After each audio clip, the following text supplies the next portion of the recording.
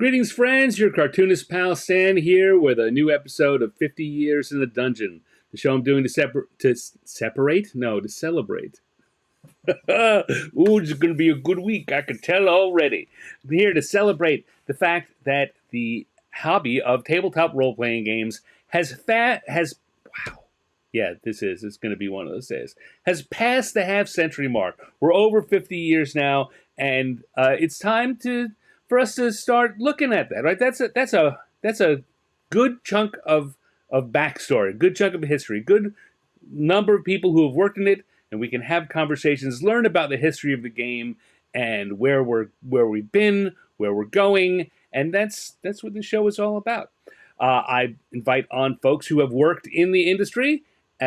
Most of them I have either worked with or have known at conventions and such for a while, and we hang out and talk. We talk about where they've been and what they've done, and which rocks we can look under for funny stories. I had something in particular I was going to say there, and it's gone now. So we are now still just a few episodes, 5 or 6 episodes into what I'm calling Season 2.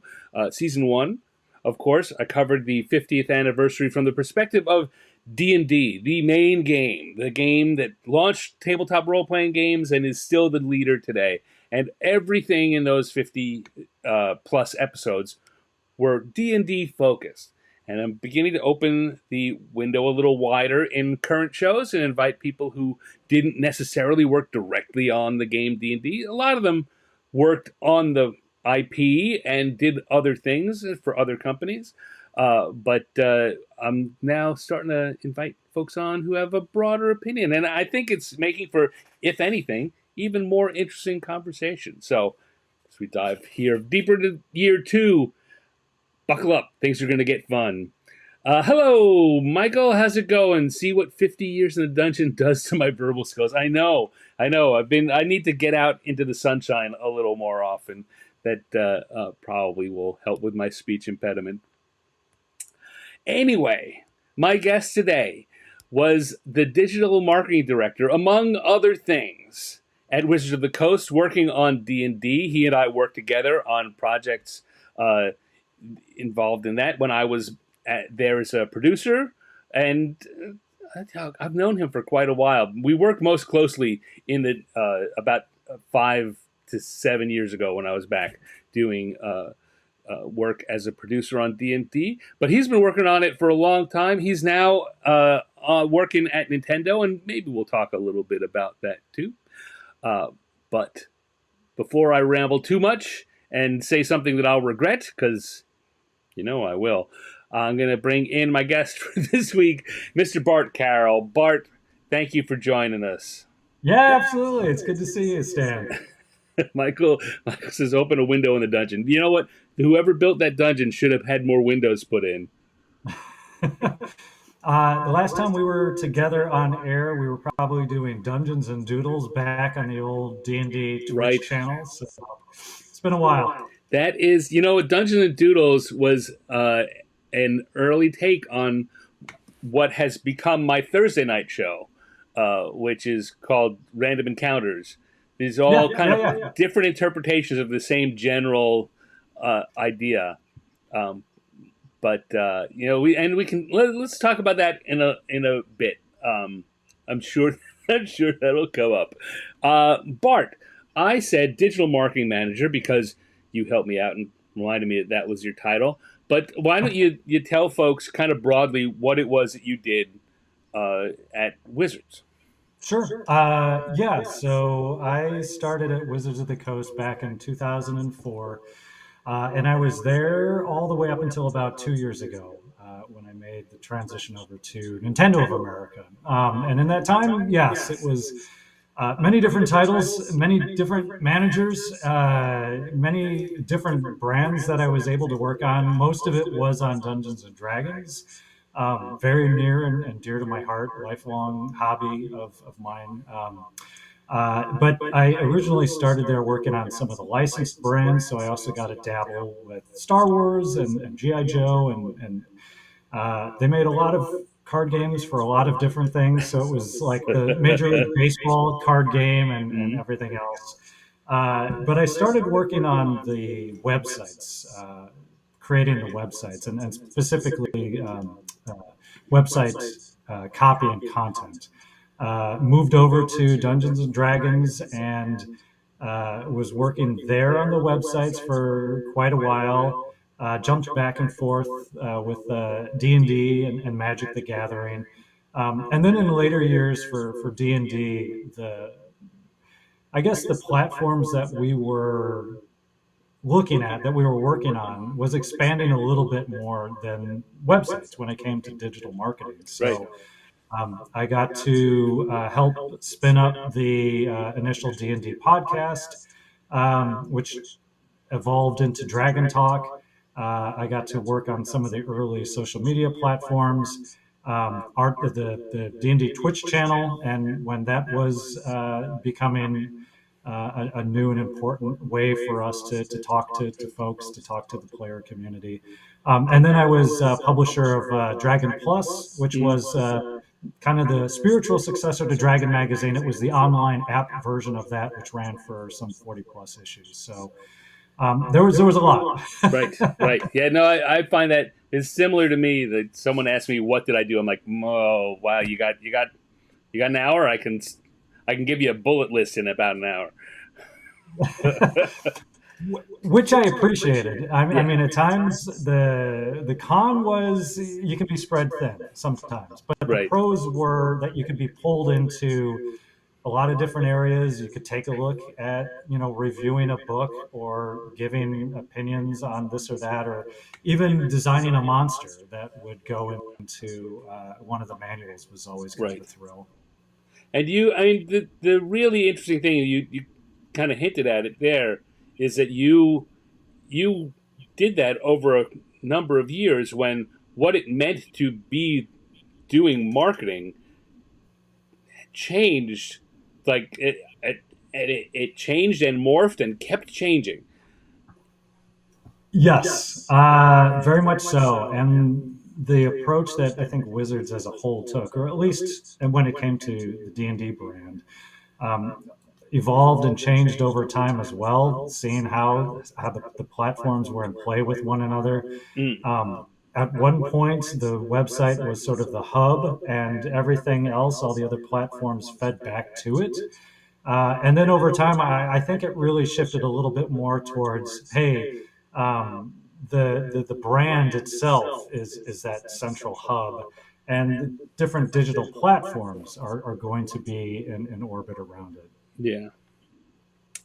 Um, so before we kind of go into talking about stuff that happened in the building, uh, you started by saying that you're a lifelong gamer, and I like to start these conversations uh, just talking about how gaming came into your life because uh, the newer generations like your kids, your family, and people, it's absolutely assumed that gaming is going to be part of their lives, and it often is before they're pre-verbal, and we're giving them games to play on, digital games and things like that. But um, when I think you're young enough or old enough that that wasn't, you were still part of the group where gaming was, was board games and that was about it, and arcade games when you were old enough to be able to bike off to the arcade with a pocket full of quarters. Yes. So how did what we call hobby gaming, come into your life? Sure. Yeah. No. So I was very much a kid of the '80s, one of the kids on bikes type of growing up. I was an army brat, and so we moved around a fair bit, and you would just get on a bike, and within the confines of the army base, you were pretty much able to go from end to end and do a lot of exploration. Um, but kind of being an army brat, you are also, at least for me, uprooted and replanted periodically, and it can kind of be difficult to grow your friendships, maintain your friendships if you're moving around a lot, and so you're trying to find a lot of commonalities and touch points.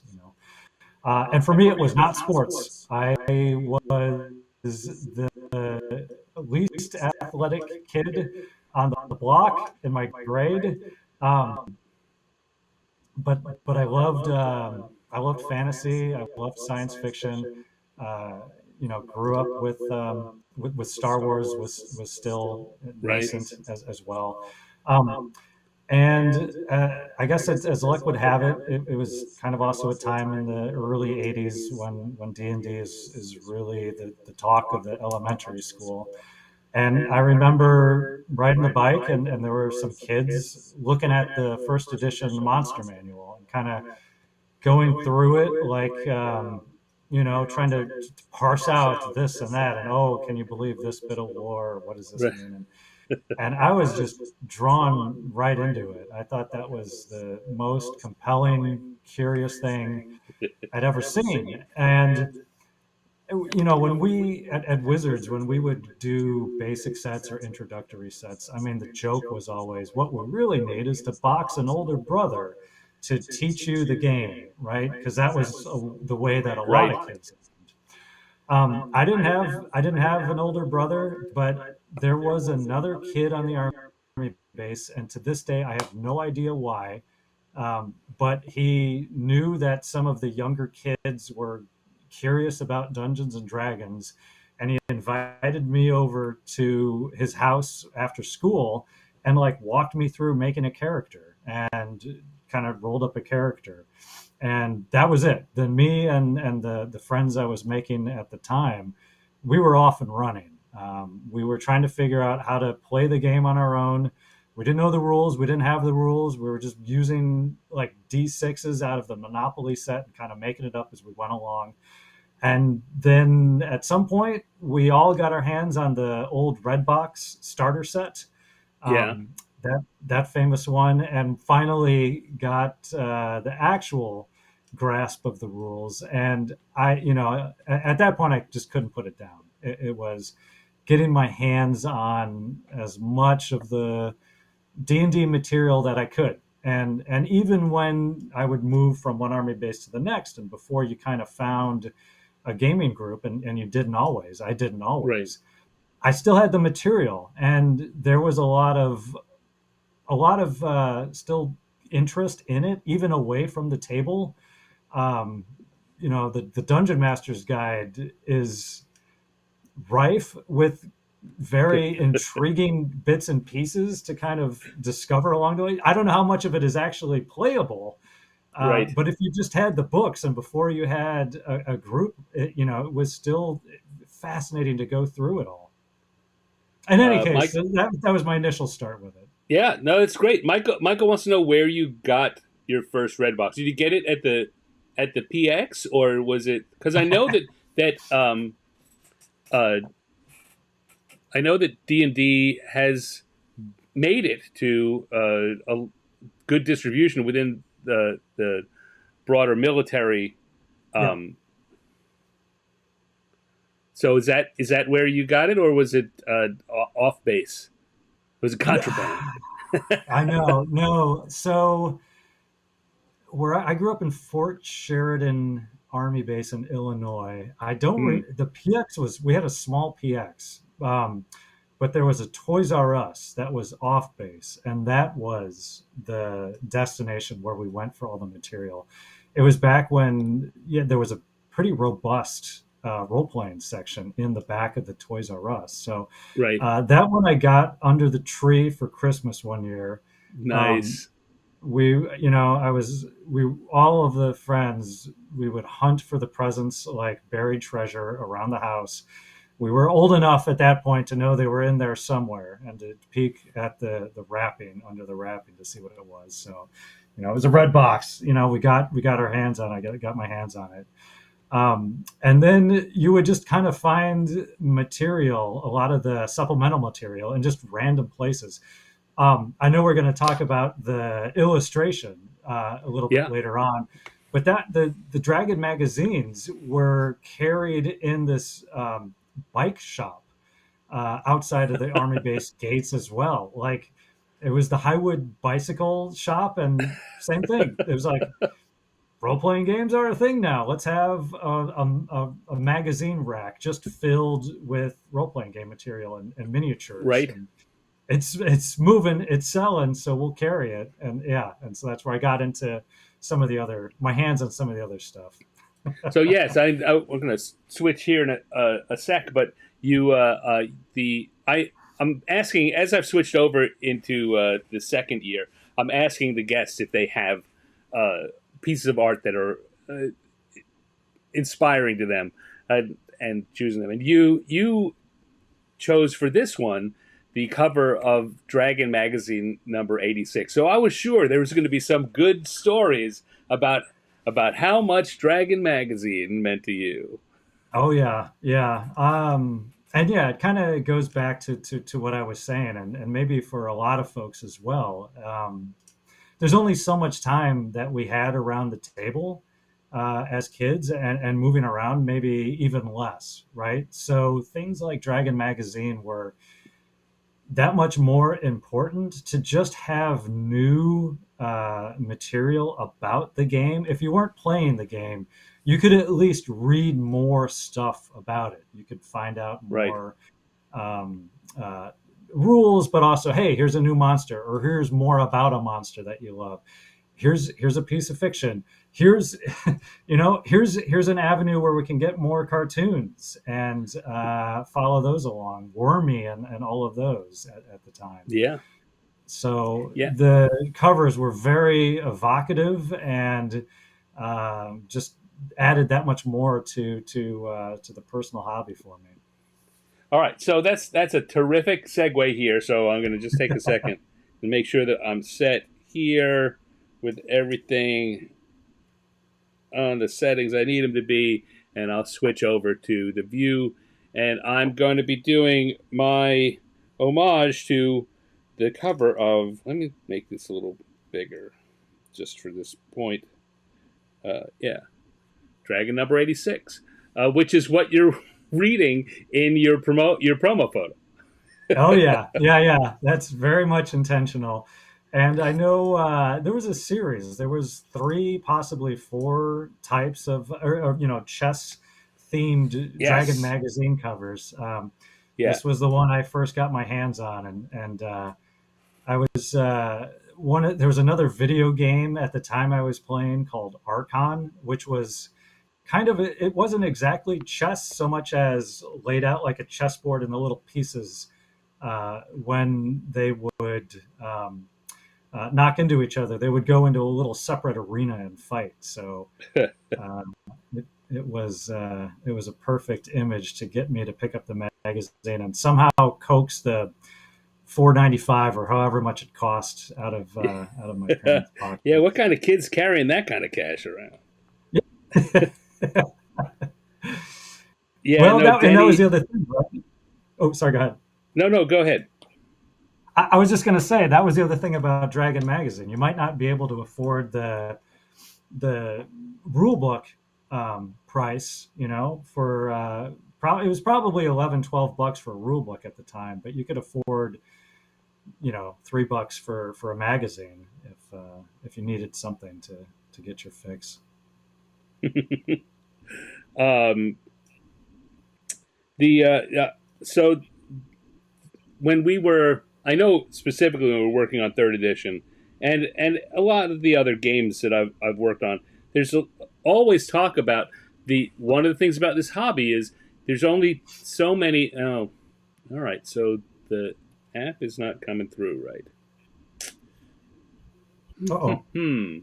Yeah, because I've drawn more than that already. Oh, uh, all right. that's Let about as me far as I would have gotten. take that off there. Yeah, no, we talked about.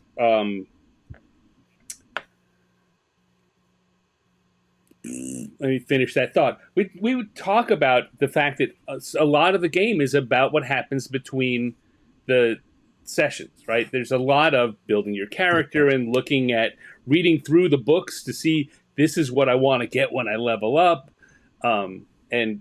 and there was a lot of thought put into that. But that was one of the reasons why the websites that that you were talking about earlier, it was the hub of new things to find, and the Dragon magazine, both of the magazines served that uh, um, need too. It's very much a stuff you could use in the game, but it was your way to interact with the game when it wasn't the weekend, when it wasn't the time that you could get people together for 4 or 6 or 8 hours of gaming.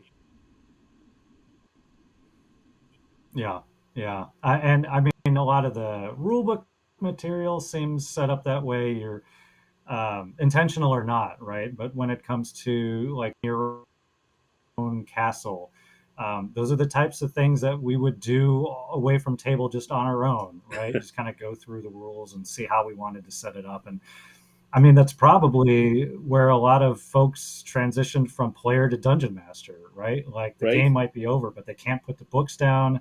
So, what can I do with it? How can I pull out the material from it and keep quote unquote playing? Well, you start by building some dungeons and populating them and building out the descriptions, and then you got to have some players to run through it. So before you know it, you're sitting behind the screen whether you want to or not. And um, yeah, I'll mention. Oh, sorry. no, no, please keep going because I'm trying to solve a tech problem while you're talking. Oh, sure. This was, yeah. Speaking of the old days of Twitch and Wizards of the Coast, right? This was something that we were dealing with on the fly as well. Was, hey, how are we going to run the show? Be able to have a conversation, do the drawing at the same time, and we're going to do it live. And, Right. and yeah, the tech. There's always going to be something to tangle through. Um, but so kind of going back to, and this isn't a new idea, and certainly this was the experience for a lot of other folks. Was I was a pretty introverted kid, right? I was a very fearful kid and not exactly the leader of the bunch, right? But Right. if you're in the dungeon master's seat and you can kind of slowly get into walking your friends through this game and through a dungeon you've created, or at least arbitrating the dungeon, that the module that really spoke to you, and you're dying to try out on your friends and get them through it. Like, it really taught me as a kid a lot of valuable communication skills and just interpersonal skills, and it does a lot for your confidence, and we still see it. My wife and I were running the after school D&D program at our kids elementary school, and seeing how it brought out a lot of the other kids as well. It's the same thing. It really helps to Right. sometimes have a little bit of distance between person and character. And this is a game, but we're going to be problem solving and negotiating and even arguing in a safe context. It did a lot for me, and it's great to see how much it does for other folks as well. All right. I have resolved that I'm not going to be drawing today. This happened a couple of times over the course of the show where the the tech demons have gotten in and it doesn't work out. So the I'm sorry for you, Bart, because I won't be drawing your thing in front of you. But I can ramble on though. That's fine. yeah, no, the conversation is going to be great. But I'll send you copies of it when I'm still gonna do the drawing. I'm just not gonna do it live on air. No, no worries. Um, Yeah. So I'll I'll segue, kind of going back into the tech issues. This was Yeah, when we were firing up Twitch for the first time. Uh, we were constantly trying to sort through, like, hey, how is this working? How is this not working? We had Force Gray was a uh, adventure series that we were spinning up with. It might have been Matt Mercer as Dungeon Master. I know Joe Manganiello was involved in that, yeah. and we had filmed it all in advance and on a studio down in LA. And then when it came time to roll out the film on Twitch, it was just like, hey, the conversion wasn't there, it wasn't happening, it's stuttering. Like, oh my god, doing it live is just Yeah, the recipe for the tech gremlins to have their field day. yeah, yeah. Well, you know what? I'm going to knock on plywood here and say that for the most part, for these 66 episodes, uh, that has not cropped up. But I've also learned that, when it does, just got to let the gremlins have their day. Well, I'm glad to bring that energy with me. You can just blame me. Just Yeah, something yeah, on yeah. my end. I think that must be it. It's you. Actually, let's go back a little bit to the magazines. Um, what are some of the things you remember best from either Dragon or Dungeon, or if you were buying any other gaming magazines? What are the ones that, besides the covers? Although we could talk about the covers, everyone's got favorite covers. But what are some of the things that really grabbed you and stuck with you? Yeah. So from those issues, I really remember some of the fiction. And again, I don't know that I was necessarily reading a lot of paperback pulp fiction. I came to it, I think, later in life. I was trying to find my way into Fritz Lieber and some of those stories. But you could get a great taste of it in the fiction in Dragon magazine, and it was all over the place. It was speculative fiction, right? It wasn't just D&D fiction in the dungeon. It was fantasy. It was sci-fi. Steve Winter in the chat. He is. Hey Steve. I miss working with Steve.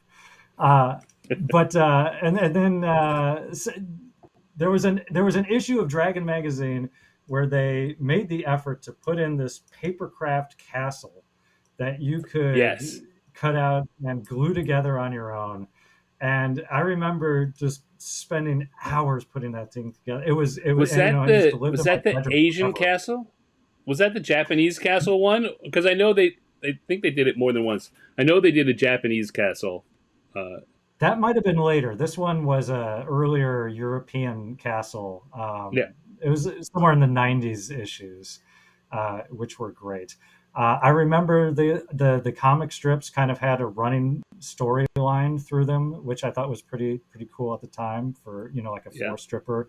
I wasn't used to that. I guess except in the Sunday papers they would sometimes have that. So, and You then the other mentioned thing I remember. Oh, I say you mentioned Wormy earlier, uh, yeah. and huge Wormy fan here. What what what other comics grabbed you? I would have to go back and look at what they were. Maybe that's the one that stands out the most, just because the goofballery and the characters. Yeah, But again, when you're a kid and you're going through the core rule books, and it's not just rules, but they're putting in a cartoon just to break it up and give you a little bit of just a different little bit of spice. And to see that in the magazines as well, it kind of had that carryover feel. So like, oh hey, yeah, hey, this feels like D&D because there's more fun cartoons. There's little panels to lighten it up. Steve says it was a It, big and multi-tower. maybe that's part of it. Steve says it was a big multi-tower European castle designed by Denis Buveau. So there you go. That's the way. I've got that. I've got a copy of that issue in the garage. I should go out at some point and re-put it back together again. Um, but but maybe that was it. It was when we were playing around the table, we weren't taking it seriously all the time either, right? We had our jokes. We had the Right? slapstick ideas sometimes. So to know that, hey, this is part of the game. It's supposed to be part of the game. They even have cartoons. That might have been some of it as well. So yes, so Um, all said to give due deference to comics. Michael notes, yeah, the demons are clearly on my end because this is as bad as my audio and video sync problems have been ever. But I'm afraid to. I mean, the only thing I can do really is to take us offline and come back, and I don't want to do that. Yeah, no, it happens. That's the nature of the beast.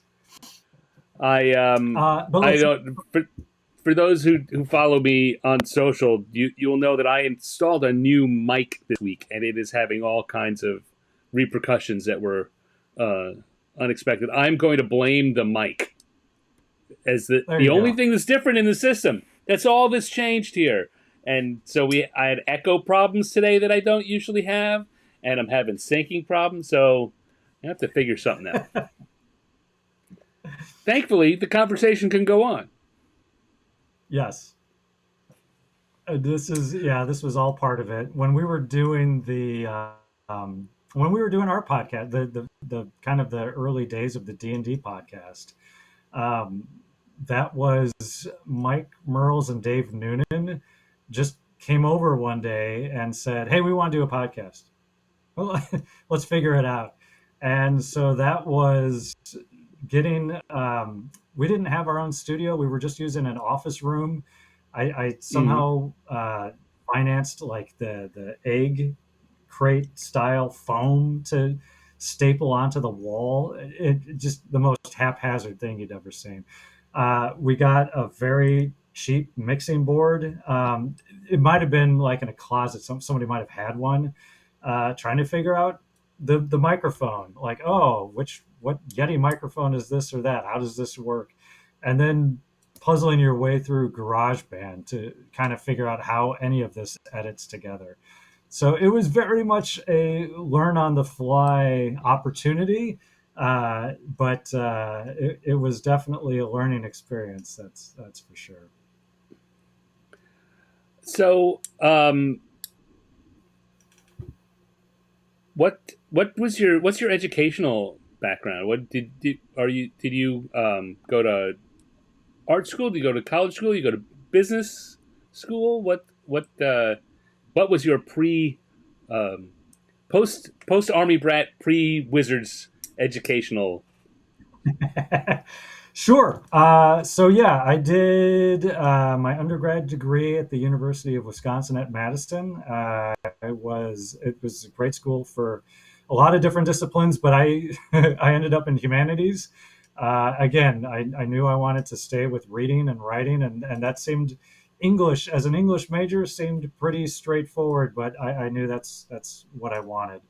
And then after I graduated, I did a couple of work abroad trip experiences. I was in London for a little bit interning at a publishing company, and then I was in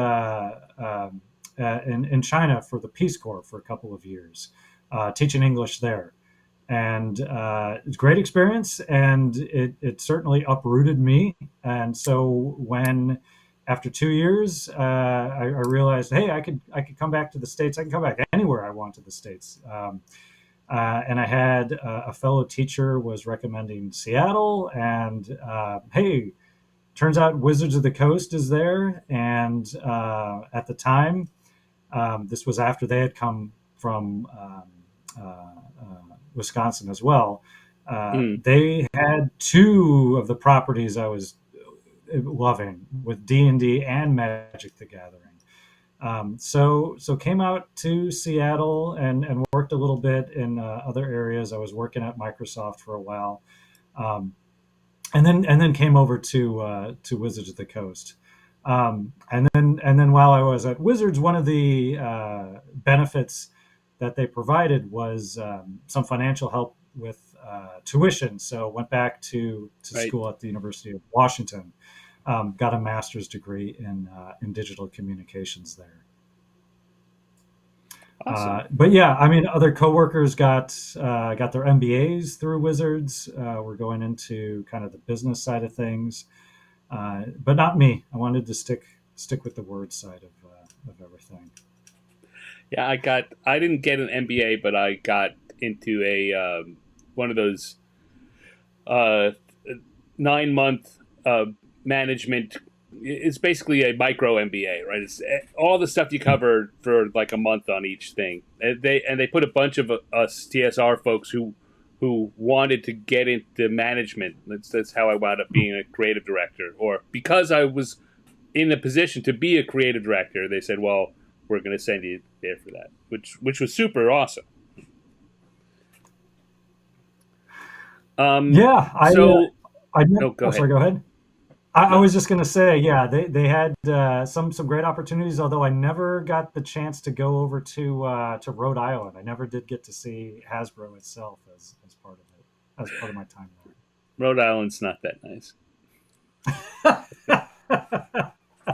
there. It's nothing wrong I with it, but it's not worth regretting. yeah. Someday I'll see it just to see it. Maybe. All right, so you come in, you're doing marketing. Uh, Let me. Someone here has asked about something called the silver skeleton. Do you know what? I'm not familiar with that. Oh, Do you remember what that is? yeah. Holy cow! That is one of the first. Oh yeah. So the Legend of the Silver Skeleton. I can't believe anyone remembers that. That was one of the adventures that we wrote for the website. That was one that I had a chance to create for the website. Um, I guess one of the dirty secrets about the website content is a lot of times we had a lot of free reign to kind of run with some of our own ideas. Um, so Mark Jindra was the web developer for the D&D site for a long, long time, and one of his um, babies was sort of this creature competition. We would do these bracket tournaments between various D&D creatures just for the engagement, just to say, hey, this creature versus this creature, who do the fans want to move on in the competition? And really quickly it falls apart right away because there's no rhyme or reason or definition of, hey, are we voting on them about who would win in a fight? Is this a popularity contest? It didn't matter. It was just, all right, week to week, let's vote on these creatures until we get a winner. And I think the idea was the winner would get statted out as a creature for the website. And then I took the last 6 or 8 of the creatures and pulled them all into a 3.5 edition adventure. And that was a lot of fun to try my hand at adventure design, and I was so um, new at that I went ahead and did the newbie thing of starting it in a tavern, because why not? Why not? That old trope. But yeah, to David's point, the website used to do a lot of freebie giveaways. Um, in part, it was to kind of fuel the appetite. We had the in-house resources to not only create adventures, but we had folks doing layout. We had folks that their role was adventure editing, so we could have them take their hand at that, and then putting them up on the site. So just to give folks more material on kind of a steady cadence. So it was, to um, use the old phrase, right? It was a win-win. It was good to give us more reps in on the marketing side, and on the design and development side, and then hopefully it was to give the players just more material that they could have at hand for their next game if they wanted a quickie adventure or scenario, or just to see what was going on, to have it all up on the site. Yeah, I after I left Wizards, I did a bunch of writing for the website. As David says, that was a time when, and you were just referring to, there was a time when there was a lot of material. There was a lot of useful kind of the stuff you were describing from the magazines too. You'd get adventures, you'd get write ups of new monsters, you'd get just weird little cartoons. I did a bunch of cartoon things for them. I did some coloring book things for them. And it was every day there was something new to get you to come back and interact with the site.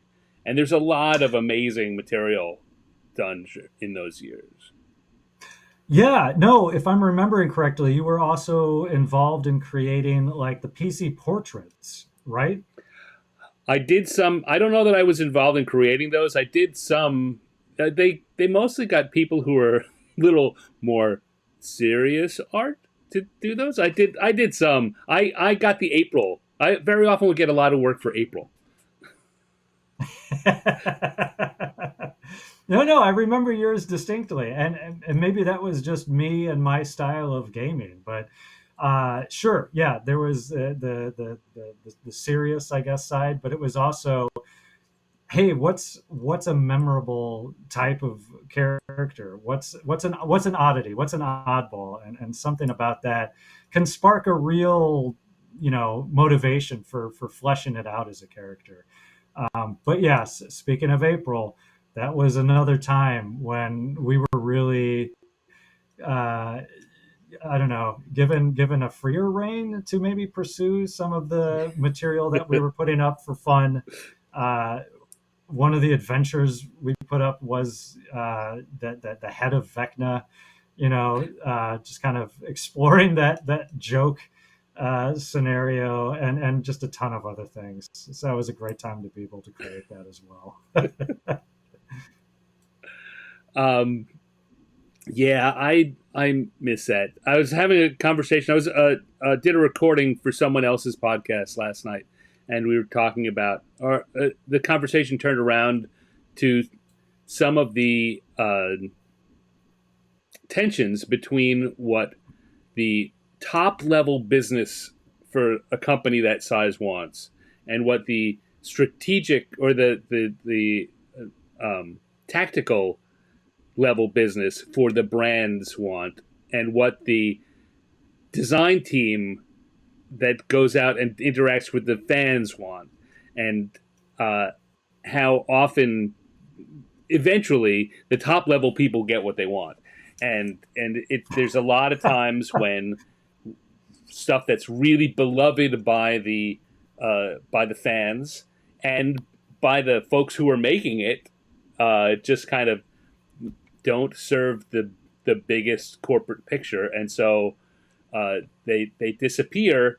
And the answer to why is there's never a satisfying reason. Like, it was doing great, and then it was gone.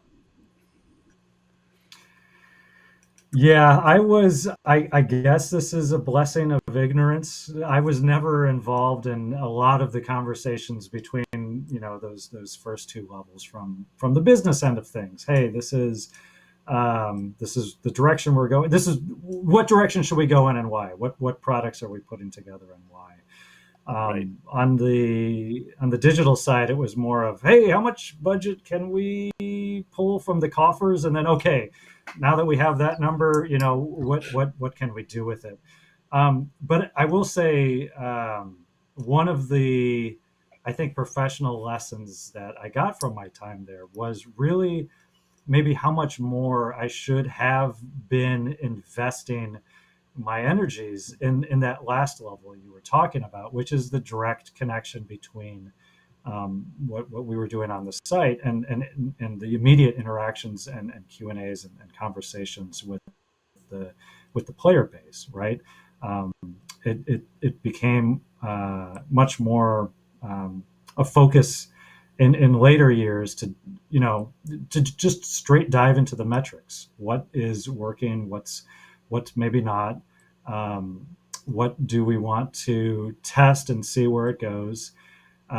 In some of the early days at Wizards, we were formulating content plans, based on some market directions and strategies, and within the building. But I think my takeaway from the time was to have really invested even more so in the player community and the audience, to see what they would also be directly interested in hearing about and receiving. So that was one of my takeaways from my time there. Michael wants to know how you got your job at Wizards. Was it just like a standard business application? Do you have any contacts in the house, in the building? But No, no, I always had, when I moved to Seattle, a professional desire to be involved with the Wizards of the Coast and Dungeons and Dragons, and I knew that I wanted to work in the gaming industry. Teaching was not for me. I was far too introverted a fella to be in front of a classroom of 30 students with their gazed. Oh, sorry, a note from the audience here. Oh, okay. Uh, uh, sorry. Kiddo's gonna be walking the dog. I appreciate it. Um, so yeah, sorry. So when I moved back to Seattle, I knew I wasn't going to be the teacher working abroad, which was an original plan as a way to continue to travel abroad. right, A lot of respect for teachers. It is a difficult job. I never had the classroom management skills, and I certainly didn't have a comfort being in front of a classroom. So professionally, I wanted to shift into gaming, the gaming industry. right. So for a while, I was working in an engineering company, just kind of getting skills as far as websites, design and development.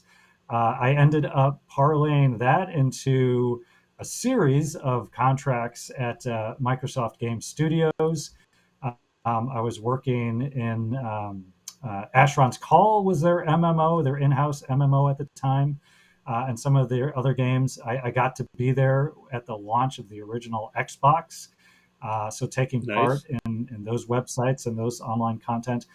And admittedly, for the last couple of years there, I was diligently applying to any and all positions that seemed relevant and achievable at Wizards of the Coast. I had several interviews in various departments, and was absolutely crushed and devastated when they didn't pan out. Um, but I think the way that it worked was just getting in front of some of the right folks in one interview. I wasn't the right candidate for that particular role, but they remembered me when a contract position opened up on the website team, and so I was able to come in. Monty Ashley, I think, was Yeah, brought yeah. me in at the time.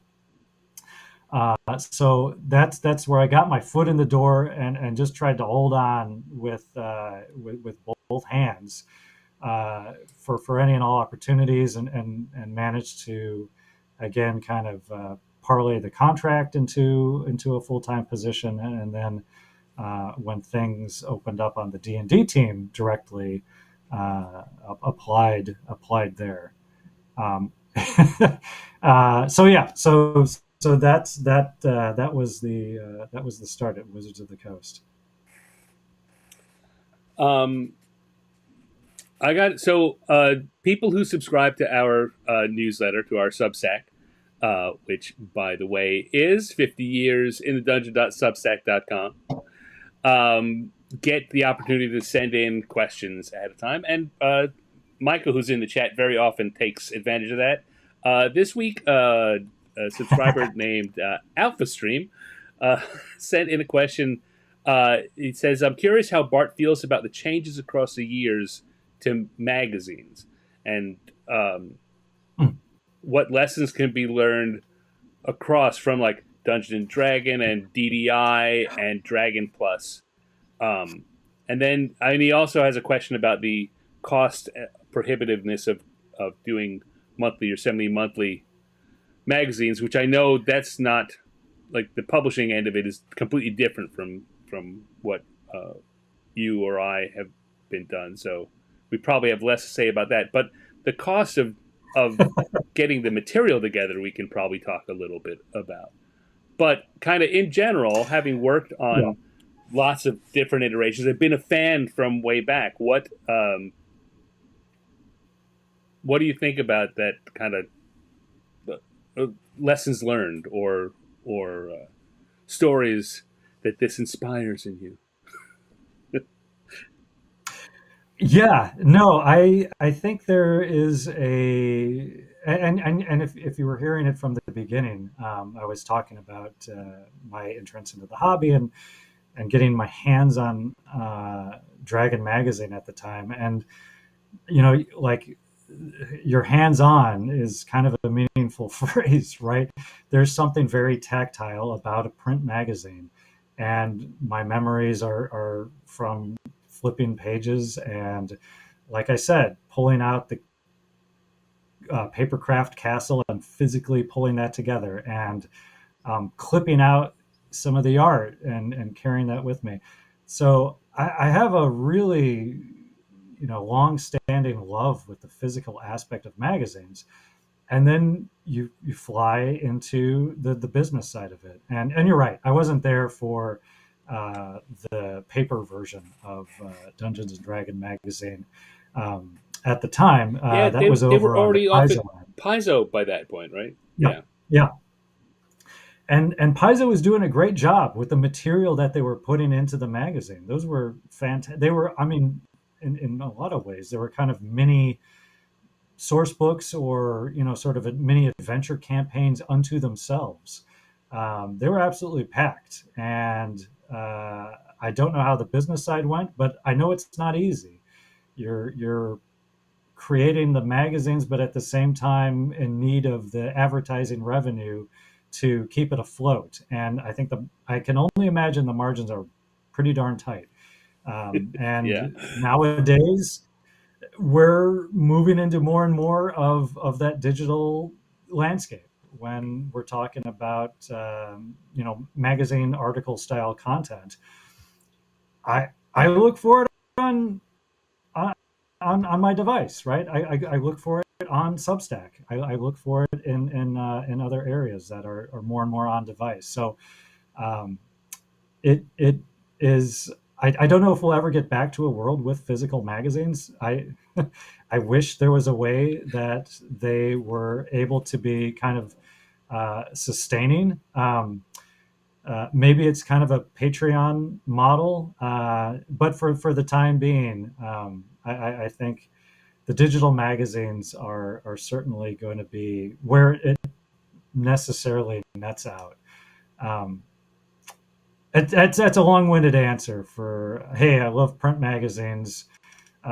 If I were in the magazine business, I wouldn't do print. right.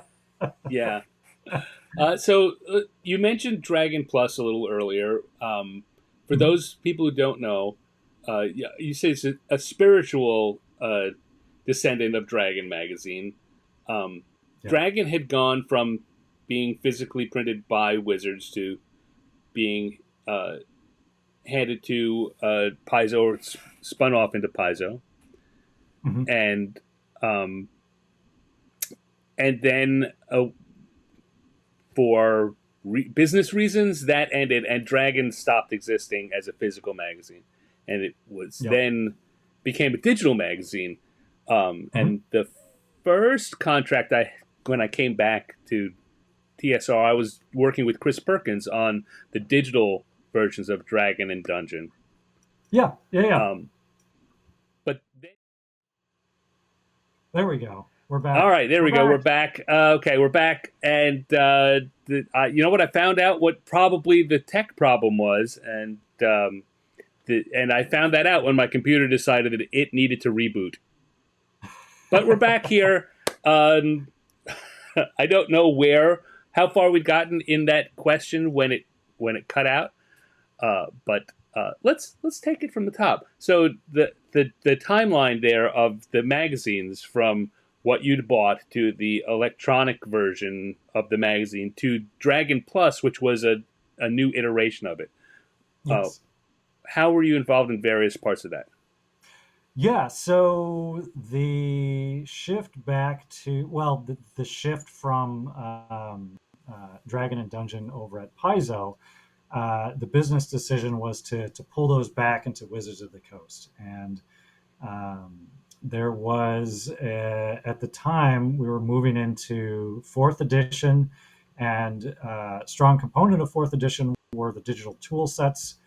And as part of the digital tools to make your character and other things, it was also, hey, we'll provide some of this ongoing content to make this subscription um, hopefully a little more worthwhile. And so let's parlay, let's pivot Dragon and Dungeon magazine into this arena. So Chris Perkins, I believe, was, as you mentioned, kind of managing all of it. Yeah. I was working as part of the content team. Steve Winter, who was on earlier, alongside of me, and Chris Youngs, who had also had a role on Dragon Magazine, as Chris Perkins did in the print form. So all of the everyone except for myself was very experienced on the print side of the magazine.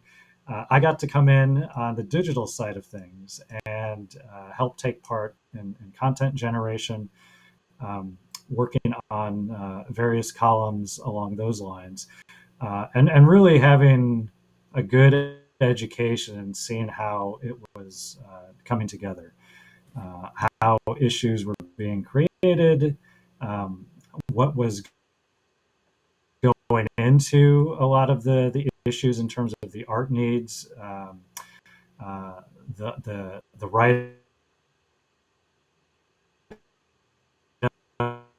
ups, editing, helping taking part. Like, hey, we would do a.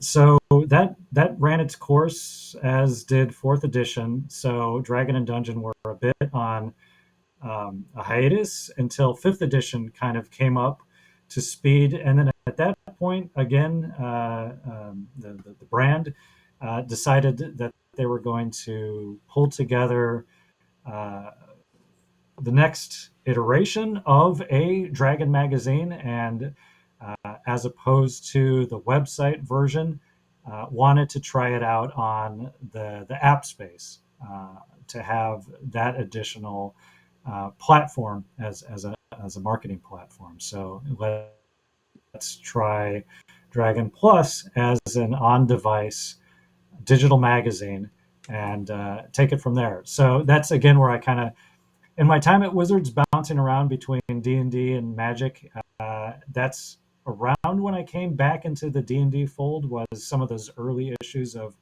Dragon Plus, and then it was ended up getting folded into the job description officially, along with a few other digital platforms. So, what was the content of Dragon Plus like compared to uh, a Dragon magazine? It was a lot less crunchy. So the idea with Dragon Plus was to try and find longer form content pieces that we were no longer necessarily putting out on the web and certainly not on social media. which were a lot of quick looks, a lot of quick messages. Uh, the website had become a little bit more of a brochure model insofar as, hey, here are the products, here are the events that are taking place, here are the important links. But when it came to some of the longer form marketing content, okay, well, let's use Dragon Plus for some of that. Let's use that to give an extended preview of some of the products coming out. Let's use that as an opportunity to have interviews with some of the designers and see if we can bring them to the front. Let's experiment a little bit. We dabbled a little bit into fiction as well, and also see if we can shed some light on the community of creators and what's taking place over in the DMs Guild, and a lot of the material that was being created for the game on the Dungeon Masters Guild side of things. So it was a different animal than, say, a Dragon magazine or a Dungeon magazine, which were able to provide more of the consistent source book style material, since there were far fewer source books being printed at the time. It was a bit of a switch over. Again, one of my lessons, I think, if I could go back, would be to reconsider the content mix of, say, a Dragon Plus, and see if we might pull in some of the designers and developers that were working on the source books, and see if we might instead carve out some of that space in Dragon Plus as well, to see if there might be a case to be made to have material that doesn't fit into the source books. If it's not within the annual story campaigns that we were doing, can we find those pockets, those elements? Can we bring those into the magazine? So that would have been my revision for things, but it's also contingent on securing designer and development time, which was Right. also the struggle, since they're busy people as well. Yeah, no, it's certainly the magazines always struggled with that too, right? That if you figure these guys are in house, you can have them do everything, but there's there's still a finite resource. Yeah. I know that uh, Yes, there's I only so did many my hours in the day. yeah I I did my first digital cartooning was for Dragon Plus. I did a one page cartoon for you Hmm. guys. It was the first time I just gotten my iPad Pro, and I was getting ready to do the cartoon um, in uh, just normal format that I had been, but I knew I had enough time that I could play on the digital the iPad, and it turned out well enough that it was like, well, I'll show them, and if they don't come back and say, "Come on, Stan, we're paying you to do it for real," then I can go with it. And in fact, it turned out I was super pleased with it. I knew there wasn't going to be any problem, but uh, inadvertently, that first test cartoon I did was a cartoon for Dragon Plus. Well, yeah, the art side was always some of the funner things to work on with the magazine. The writing, the articles, of course, those were getting crafted as well. Um, but when it came to the visual stylings of Dragon Plus, Yeah, I was working very closely with Shauna Narciso, and that was an opportunity to explore different cover styles, different right. cover treatments and artists. That was a little bit to the left, right, of what was taking place, say, with the book covers. And again, the introduction of cartoons and other elements that we were able to bring into Dragon Plus, things that weren't taking place in the source books necessarily. So it was a little bit of an experimental, playing field. It would have been great to have to done even more with it. I think it would have been dependent on some more resource being applied to it, but Yeah, it did what it was doing for as long as it could, I think. And yeah, to the point in chat, um, there for resources and there wasn't the resources to say have open submissions, which would have been great. Hey, let's look for contributions within the player community. They're going to have great pieces that they to pitch and to contribute, but at the time it was kept in house. yeah. There's always, I mean, resources are that's part and parcel of that conversation. The part of the conversation earlier about the different levels of management and what they are the bestowers of resources. Upper management says, we don't want to send money on X, Y, or Z. It doesn't matter how much. Lower management says, no, we need it. All right, I am beginning to know is.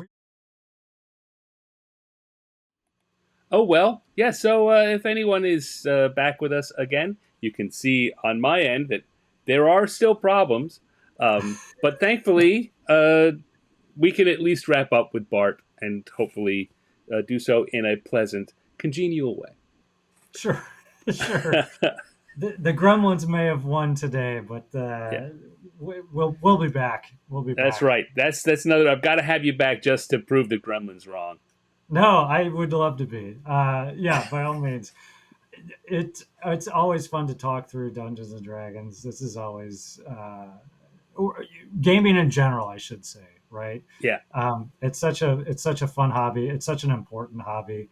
Uh, so yeah, by all means, let me know, and I'll be back to ramble on some more if you want. Yeah. So I will say if people want to find you, bartcarroll.com is a great place to find it. I know there may not be anyone listening live right now, but as I said before, I'll edit it together and something will be available online in the archives. It There you might be a go. big mess, but it's our mess. That's right. Um, Thank you for being here and putting up with all this nonsense. Um, Oh, no, by all means.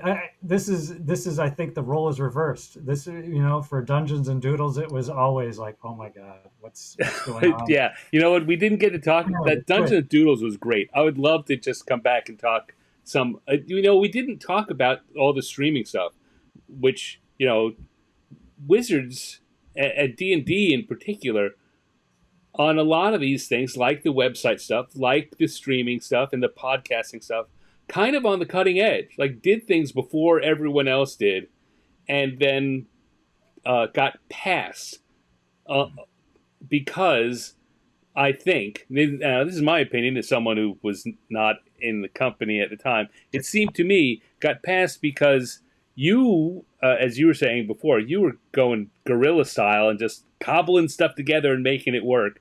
And other people that got into the realm started putting money and resources into doing it well.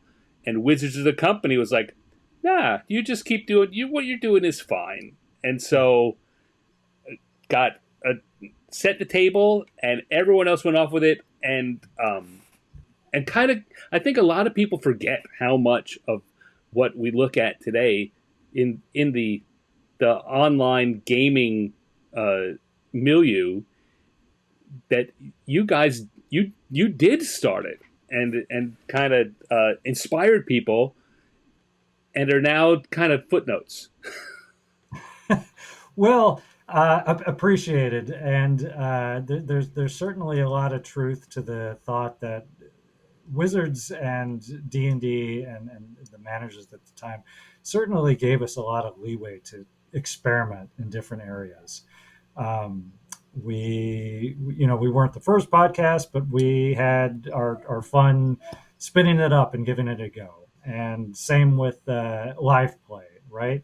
Um, but yeah, to that point, it was always areas of digital marketing that we were either testing or supporting to whatever extent we could. But we're uh, had a lot of different areas. So right, if for folks that wanted to concentrate in those areas and make that their primary model or their primary platform, devote more time, devote more energy to it. Yeah, it was great to see where things were spun up from that. There's fantastic podcasts covering Dungeons and Dragons now. The one we started with Mike and Dave, and that Mhm. became Dragon Talk. That became its own podcast. It became its own um, much stronger, more regular animal um, material we were putting together for the websites for giveaways. There's a ton of community resource websites. The Dungeon Masters Guild, seeing Chris Lindsay Right? develop that as a marketing platform that became its own thing. That's one of the favorite things I think we've done as a company in my time there, was to see the DMs Guild get pulled together. So yeah, we were in some ways a little bit of a bard, jack of all trades, dabblers, Yeah. and able to do it in a way that personally taught me a lot, and so that was some of my takeaways. Um, Whatever else, I got some good professional experience in a lot of these areas. All right. So before things go wrong for a third time, I'm going to say thank you, Bart, for coming. It's been a pleasure chatting with you, and I can only apologize for it being the insane clown car that it's been. It happens. Hey, one of the other great things about having worked on all those areas was meeting a lot of people. Got to meet, of course, you and work with you back in the day. We maybe next time we could talk a little bit more about dungeons and doodles and whatnot. But yeah, by all means. All right. So you hold on. I'm going to go off, do an outro, and then we can do a friendly goodbye. Sure, sounds good. Thanks, Bart. All right. All right. Holy cats. We've had shows where things have gone wrong. This has topped them all. This is it. This has got the wide panoramic view of my kitchen and my living room. This is some good TV here. I hope, though, the fact that we had such a great conversation with Bart Carroll makes up for that. And I will edit all this together. There'll be, as I was saying before, a version of this in the archive, and I will do my very best to have Bart on again sooner rather than later, and we can talk about some of that other stuff. In the meanwhile, as I said before, oh, you know what? I often talk about our uh, um, oh, did I not put this? Oh, for goodness sake. I talk about uh, our Substack here, 50 years in the dungeon.substack.com. Bart Carroll has his own Substack. On top of bartcarroll.com, there's bartcarroll.substack.com, and you should check that out too. Um, please, please do the guy a favor. After what I put him through, he deserves to get some readers out of this. I will be spending some time tonight and tomorrow trying to figure out what's going on, because I'm supposed to be back online tomorrow night to do another episode of Random Encounters. And I'll be here unless the tech gods make it impossible. So come on back, same channel, same time, hopefully smoother experience.